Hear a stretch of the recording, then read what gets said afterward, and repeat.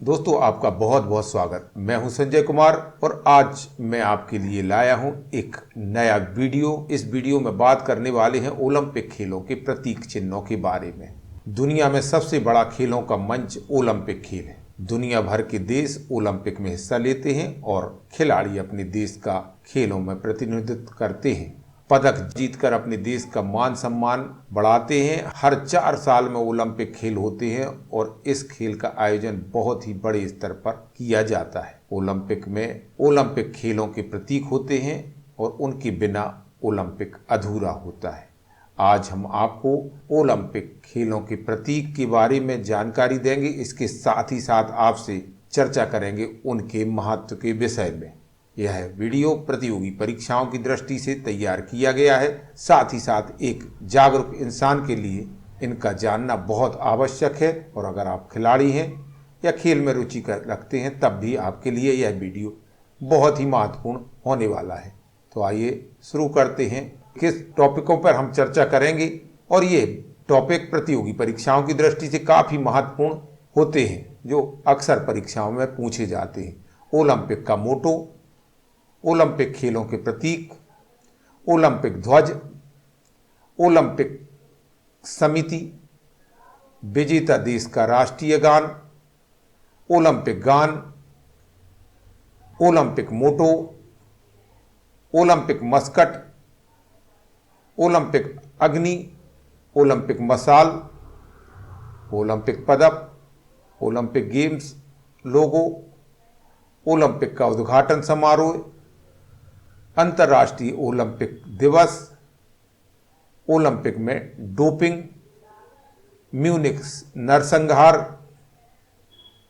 Tokyo Olympic के आदर्श वाक्य और ओलंपिक में शपथ कैसे लेते हैं, इन सब पर हम चर्चा करने वाले हैं। तो आप बने रहें अंत तक इस वीडियो में। अगर आपने हमारे चैनल को सब्सक्राइब नहीं किया है तो सब्सक्राइब जरूर कर लें और साथ ही साथ इस वीडियो को लाइक और शेयर करना ना भूलें।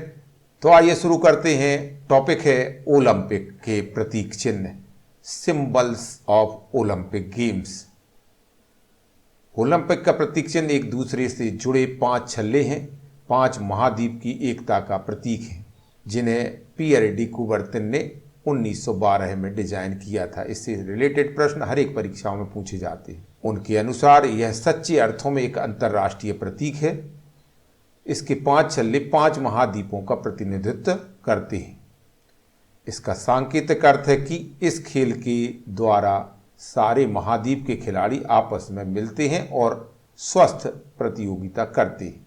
5 छल्ले रिंग में 5 रंगों नीला, पीला, काला, हरा और लाल का प्रयोग किया जाता है। तो ये 5 रंग आपको याद रखना है। नीला, पीला, हरा, काला और लाल का प्रयोग किया जाता है। 5 छल्ले 5 महाद्वीपों को दर्शाते हैं, जैसा कि हमने अभी पहले भी बताया आपको। नीला रंग यूरोप महाद्वीप को दर्शाता है और पीला रंग एशिया महाद्वीप को दर्शाता है।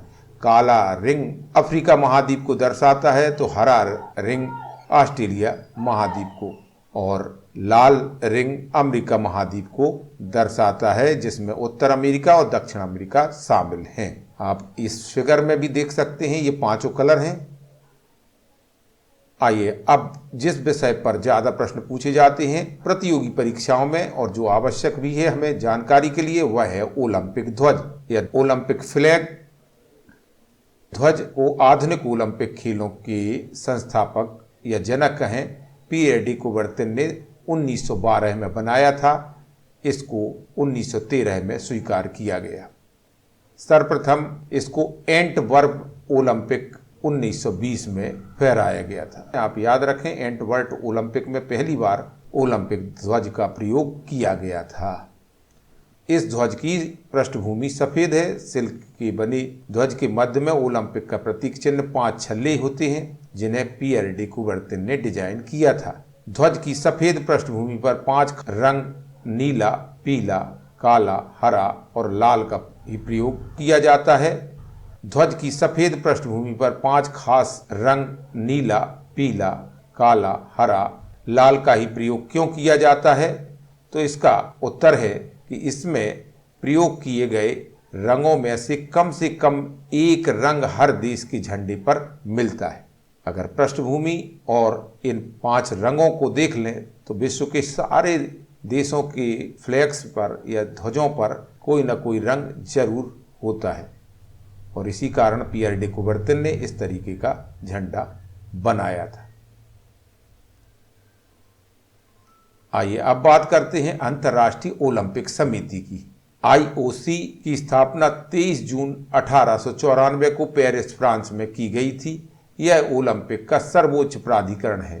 यह एक गैर लाभकारी स्वतंत्र अंतर्राष्ट्रीय संगठन है जो खेल के माध्यम से एक बेहतर विश्व के निर्माण के लिए प्रतिबद्ध है। यह ओलंपिक खेलों के नियमित आयोजन को सुनिश्चित करता है, सभी संबद्ध सदस्य संगठनों का समर्थन करता है और उचित तरीकों से ओलंपिक के मूल्यों को बढ़ावा देता है। इस समिति का मुख्यालय लाजेन, स्विट्जरलैंड में है। अंतर्राष्ट्रीय ओलंपिक समिति में एक अध्यक्ष, 3 उपाध्यक्ष और 7 कार्यकारी सदस्य होते हैं। इसी समिति के द्वारा ओलंपिक खेलों का संचालन किया जाता है। आईओसी हर 4 साल में ग्रीष्मकालीन ओलंपिक खेल, शीतकालीन ओलंपिक खेल, युवा ओलंपिक खेलों का आयोजन करता है। पहला ग्रीष्मकालीन ओलंपिक 1896 एथेंस, यूनान में आयोजित किया गया था। पहला शीतकालीन ओलंपिक 1924 में चेमोनिक्स में आयोजित किया गया था जो फ्रांस में है। 1992 तक ग्रीष्मकालीन और शीतकालीन ओलंपिक दोनों एक ही वर्ष आयोजित किए जाते थे। पहला ग्रीष्मकालीन युवा ओलंपिक 2010 में सिंगापुर में आयोजित किया गया था, जबकि शीतकालीन युवा ओलंपिक इंसब्रुक, ऑस्ट्रिया में 2012 में आयोजित किया गया था। अंतर्राष्ट्रीय ओलंपिक समिति के वर्तमान अध्यक्ष थॉमस वाक हैं। अंतर्राष्ट्रीय ओलंपिक समिति की स्थापना 23 जून 1894 को पेरिस, फ्रांस में हुई थी।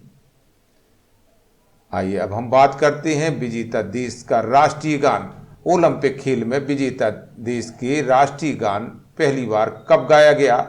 तो इस प्रश्न का उत्तर है कि ओलंपिक खेलों में पदक विजेता के देश का राष्ट्रीय गान पहली बार 1932 में लॉस एंजल्स, कैलिफोर्निया, संयुक्त राज्य अमेरिका में आयोजित 10वें ओलंपियाड में बजाया गया था और पदक विजेताओं ने अपने देश का राष्ट्रीय झंडा भी इसी ओलंपिक में लहराया था पहली बार।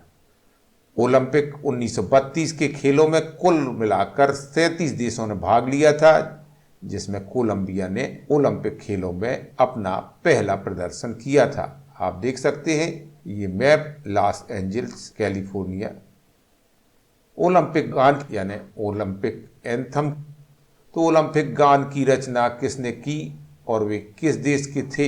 इसका उत्तर है एथेंस में पहले अंतर्राष्ट्रीय ओलंपिक खेलों के उद्घाटन के अवसर पर 9 बैंडों और 150 कोरस गायकों ने ओलंपिक गीत पर नृत्य पेश किया था और इसके रचयिता थे स्पिरिडिन सैमरस और इसे गाया था कोस्टिस पैलिमस ने। 1960 से पहले के ओलंपिक खेलों में विभिन्न प्रकार की संगीतमय संरचनाओं ने उद्घाटन समारोह के लिए पृष्ठभूमि प्रदान की थी। इसका अर्थ यह है कि 1960 तक अपने अपने देशों के संगीत कलाकारों द्वारा गायन प्रस्तुत किया जाता था, लेकिन 1958 में आईओसी द्वारा लिए गए निर्णय के पश्चात सैमरस पैलिमस यानी कि पहले एथेंस में ओलंपिक हुए थे उसमें जो गीत गाया गया था उसको ही आधिकारिक रूप से ओलंपिक गान का दर्जा दिया गया। ओलंपिक खेल में उद्घाटन समारोह के दौरान पहले ओलंपिक गान गाया जाता है। 1960 के ओलंपिक से सैमरस पैलिमस की रचना को ओलंपिक गान के रूप में गाया जाने लगा। आइए अब हम बात करते हैं ओलंपिक शपथ के बारे में। ओलंपिक प्रतियोगियों की ओर से भी ओलंपिक शपथ ली जाती है और अधिकारियों तथा रेफरी के द्वारा भी ओलंपिक शपथ ली जाती है।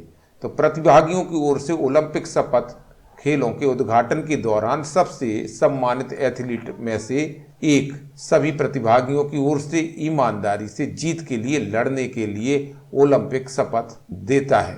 एक जो सबसे सम्मानित एथलीट है वह शपथ लेता है सभी एथलीटों की ओर से। रेफरी या न्यायाधीश ईमानदारी से न्याय करने की या निर्णय देने की शपथ लेते हैं। यह प्राचीन ग्रीक ओलंपिक खेलों की परंपराओं का प्रतिनिधित्व करता है। 1920 में एंटवर्प बेल्जियम के ग्रीष्मकालीन ओलंपिक, जो कि 7वें ओलंपिक थे, में पहली बार एथलीटों को शपथ दिलाई गई थी। पहली बार अधिकारियों की शपथ 1972 के म्यूनिख ओलंपिक,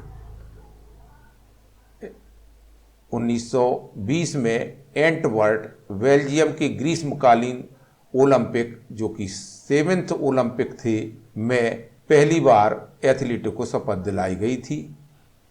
अधिकारियों की बात करें तो पहली बार अधिकारियों की शपथ 1972 के म्यूनिख ओलंपिक, जो कि पश्चिम जर्मनी में हुए थे और 20वें ओलंपियाड थे, में ली गई थी।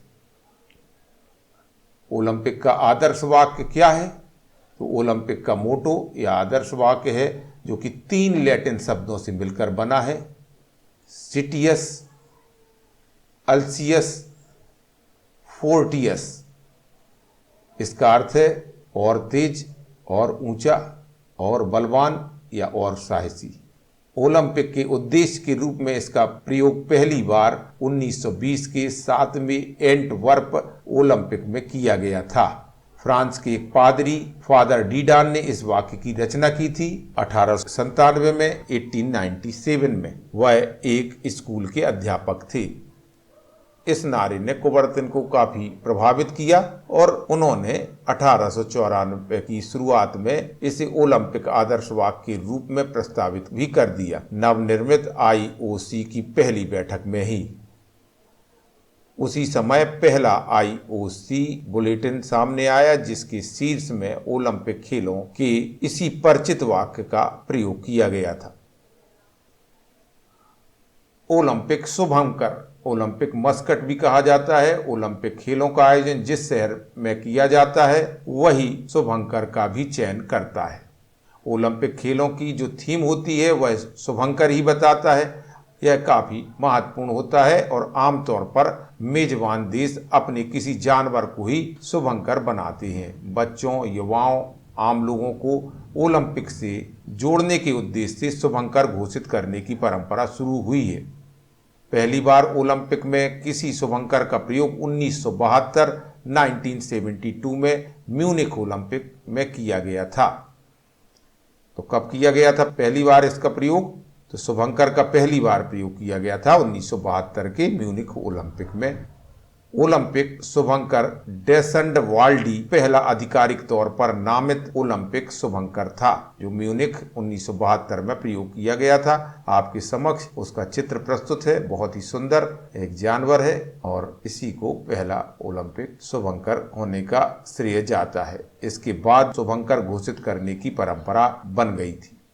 जब रियो ओलंपिक ब्राजील में हुए थे तब शुभंकर का नाम था विनीसियस, और यह ब्राजील के ही दिग्गज संगीतकार विनीसियस डे मोरेंस के नाम से लिया गया था। अब ओलंपिक खेल साल 2021 में टोक्यो में होंगे और इनका शुभंकर मिराइटोवा और सोमेती है। ओलंपिक की मेजबानी करने वाले देश अपनी विशेषताओं को दर्शाने के लिए ओलंपिक शुभंकर का प्रयोग करते हैं। ओलंपिक फायर, ओलंपिक अग्नि। ओलंपिक खेल शुरू होने से पहले स्टेडियम में ओलंपिक अग्नि प्रज्वलित की जाती है। ओलंपिक अग्नि को प्रज्वलित करने के लिए ओलंपिक मशाल का प्रयोग किया जाता है। पूरे ओलंपिक के दौरान यह अग्नि प्रज्वलित रहती है। सबसे पहले इसका प्रयोग 1928 में एम्स्टर्डम ओलंपिक में किया गया था। तो सबसे पहले अग्नि प्रज्वलित की गई थी एम्स्टर्डम ओलंपिक 1928 में।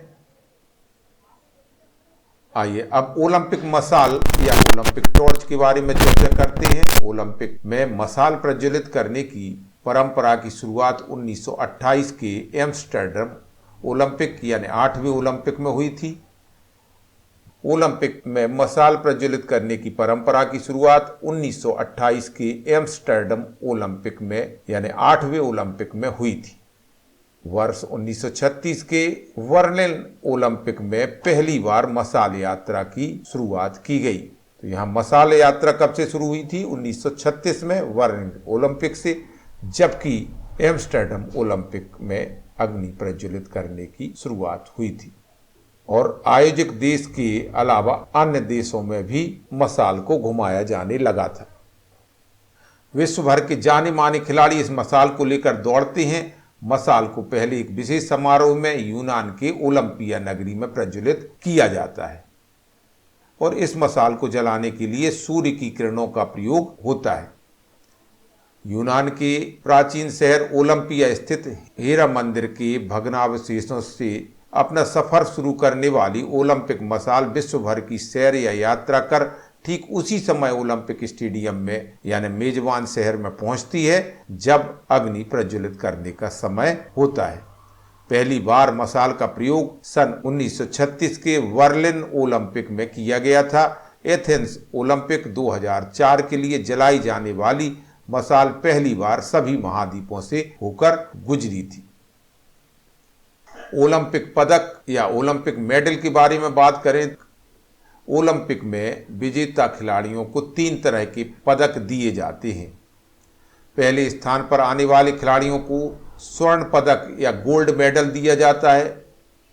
दूसरे स्थान पर आने वाले खिलाड़ी को रजत पदक दिया जाता है, जिसे सिल्वर मेडल भी कहा जाता है। तीसरे स्थान पर कांस्य पदक या ब्रॉन्ज मेडल दिया जाता है।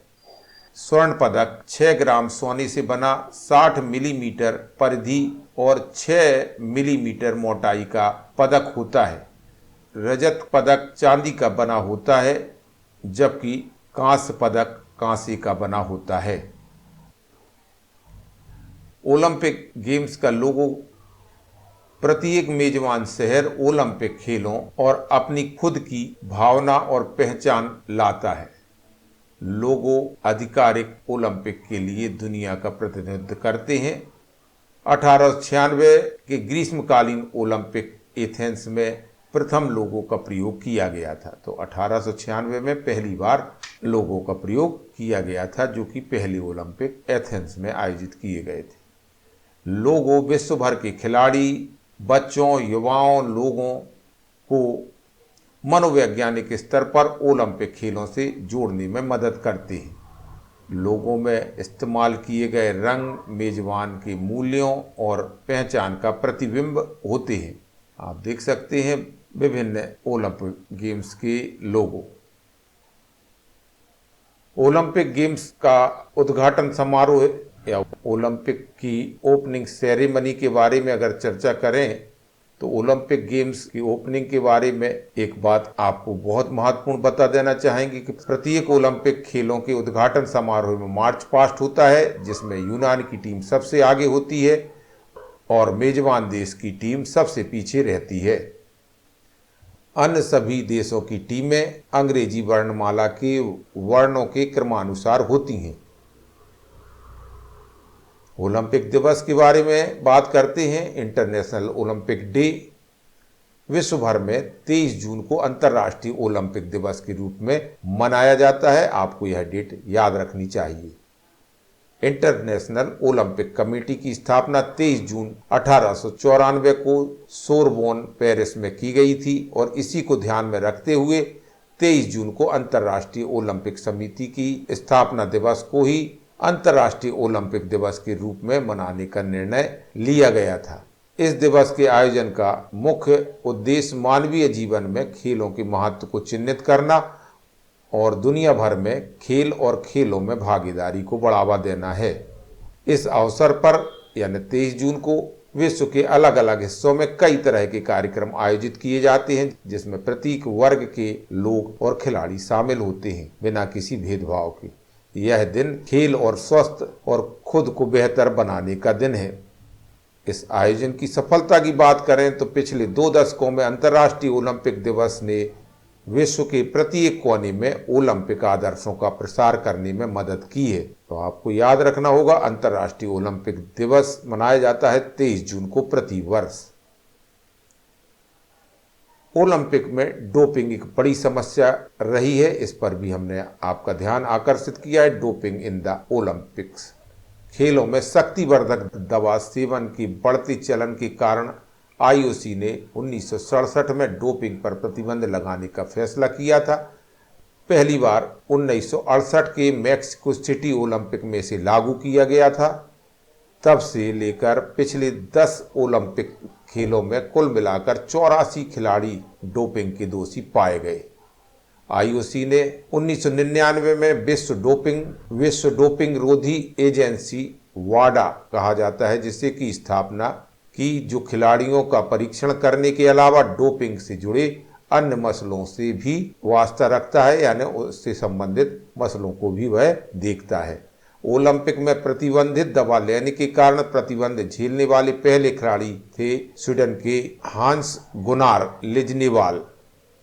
पेंटाथलॉन के इस खिलाड़ी को 1968 ओलंपिक में अल्कोहल सेवन का दोषी पाया गया था, जिसके कारण उन्हें अपना कांस्य पदक गंवाना पड़ा था।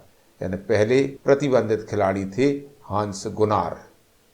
ओलंपिक में डोपिंग के कारण जिन खिलाड़ियों ने अपना स्वर्ण पदक गंवाए थे, उनमें सबसे पहले खिलाड़ी थे रिक डी मोंट। 1972 म्यूनिख ओलंपिक में इन्हें एफ्रेडिल का सेवन को दोषी पाया गया था और पदक छीन लिया गया था। तब से लेकर 14 स्वर्ण पदक, 4 रजत और 4 कांस्य पदक विजेताओं को परीक्षण में पॉजिटिव पाए जाने के कारण अपने पदक गंवाने पड़े। इसमें सबसे मशहूर फर्राटा धावक बेन जॉनसन थे। ओलंपिक 1904 में अमेरिकी मैराथन धावक थॉमस हिक्स को उनके कोच ने दौड़ के दौरान स्ट्रेचनाइन और ब्रांडी दी थी। हिक्स ने 2 घंटे 22 मिनट 18.4 सेकंड में नए ओलंपिक रिकॉर्ड के साथ मैराथन जीती थी, लेकिन तब डोपिंग के लिए कोई नियम नहीं थे, इसलिए उनके खिलाफ किसी भी प्रकार की कार्रवाई नहीं की जा सकी। रोम ओलंपिक 1960 में डेनमार्क के साइकिल दौड़ के दौरान इनेमाक जेनसन की मौत हो गई। कोरोनर जांच से पता चला कि वे तब एम्फेटेमाइन के प्रभाव में थे और यह ओलंपिक में डोपिंग के कारण होने वाली पहली और एकमात्र मौत थी। म्यूनिख नरसंहार। ओलंपिक में एक काला दिन भी आया, म्यूनिख नरसंहार। म्यूनिख नरसंहार पश्चिम जर्मनी के म्यूनिख में आयोजित 1972 ग्रीष्मकालीन ओलंपिक के दौरान 5-6 सितंबर 1972 में हुआ था, जिसमें 11 इजराइल की ओलंपिक टीम के सदस्यों को बंधक बना लिया गया था और अंततः उन्हें मार दिया गया था। यह बहुत ही दुखदायी घटना थी और यह हमें जानना आवश्यक भी है। यह आतंकवादी हमला फिलिस्तीनी मुक्ति संगठन के आतंकवादी समूह ब्लैक ने सितंबर में किया था। 6 सितंबर को ओलंपिक खेलों में मृत खिलाड़ियों को श्रद्धांजलि अर्पित की गई। तो यहाँ पर फिलिस्तीनी मुक्ति संगठन की गुट, जिसका नाम था ब्लैक, उसने आतंकवादी हमला किया था। 6 सितंबर को ओलंपिक खेलों में मृत खिलाड़ियों को श्रद्धांजलि अर्पित की गई। तो आतंकवादियों ने ऐसा क्यों किया? तो आतंकवादियों ने इजराइल में बंदी 234 कैदियों को जेल से रिहा करने की मांग की थी और लाल सेना गुट के संस्थापक एंड्रियास वादेर और मीन होफ, जो जर्मनी में बंदी थे, उन्हें भी रिहा करने की मांग को लेकर इजरायली टीम को बंधक बना लिया था। जर्मन के कई फौजियों ने हमला बोला और प्रयास किया कि आतंकवादियों से बंधकों को छुड़ा लिया जाए, लेकिन खराब रोशनी और अनुचित नियोजन के कारण आतंकवादियों ने सारे बंधकों को मार डाला और आखिर में सभी आतंकवादी भी मारे गए। यद्यपि 3 आतंकवादी बचे, जिनमें से 2 बाद में मारे गए। जर्मन पुलिस अधिकारी भी एक मारा गया था इस नरसंहार में। को यह एक काला दिन था इतिहास में। आपके समक्ष यह बिल्डिंग जहां पर खिलाड़ियों को बंधक बनाया गया था, अपहरण किया गया था, और आज स्मृति के रूप में स्मृति पट्टिका, इसमें समस्त खिलाड़ियों के नाम लिखे हैं जो कि उस हादसे में का शिकार हुए थे। टोक्यो ओलंपिक का आदर्श वाक्य क्या है? Motto of Tokyo Olympic, united by emotion, को 2020 टोक्यो ओलंपिक के आदर्श वाक्य के रूप में चुना गया है। यद्यपि हम जानते हैं कि खेलों का आधिकारिक आदर्श वाक्य साइटस अल्टियस फोर्टियस है, जिसका अर्थ है तेज, उच्चतर और मजबूत। 2020 ग्रीष्मकालीन ओलंपिक कोविड-19 के कारण स्थगित कर दिए गए हैं और 23 जुलाई 2021 से 8 अगस्त 2021 तक new national stadium Tokyo Japan में आयोजित किए जाएंगे। तो यहाँ आपको याद रखना चाहिए कि जापान में जो ओलंपिक खेल आयोजित किए जाने वाले हैं उनका आदर्श वाक्य पर्टिकुलर यूनाइटेड बाय इमोशन है। और एक प्रश्न आपके लिए, आधुनिक ओलंपिक खेलों का प्रथम पदक किसने जीता? करिए कमेंट। आपको हमारा वीडियो कैसा लगा? स्पोर्ट्स से रिलेटेड विभिन्न खेलों पर हमारे वीडियो अपलोड होते रहते हैं, विशेष रूप से क्रिकेट पर भी हमारे विभिन्न प्रकार के वीडियो अपलोड होते हैं। इसके साथ ही साथ हम प्रयास कर रहे हैं कि समस्त प्रतियोगिताओं में आने वाले प्रश्नों पर हम वीडियो आपके समक्ष लाएं। इसके लिए आप हमारा एक छोटा सा सहयोग कर सकते हैं और वह है इस वीडियो को शेयर करने का, और साथ ही साथ इस चैनल को भी सब्सक्राइब कर लें और बेल आइकन को भी दबा दें। इसके पहले हमने ओलंपिक पर बहुत ही महत्वपूर्ण वीडियो डाले हैं। हमारा प्रयास शोध परक वीडियो उपलब्ध कराना है आपके लिए। हम जो वीडियो बनाते हैं बहुत प्रकार के स्रोतों से उसकी जानकारी को इकट्ठा करते हैं और आप इस वीडियो में स्वयं देख सकते हैं। ऐसा वीडियो अभी तक आपके समक्ष नहीं आया होगा जो इस पूरे कलेवर को इकट्ठा करता हो। तो हम आपसे फिर मिलेंगे एक नए वीडियो के साथ, तब तक के लिए नमस्कार।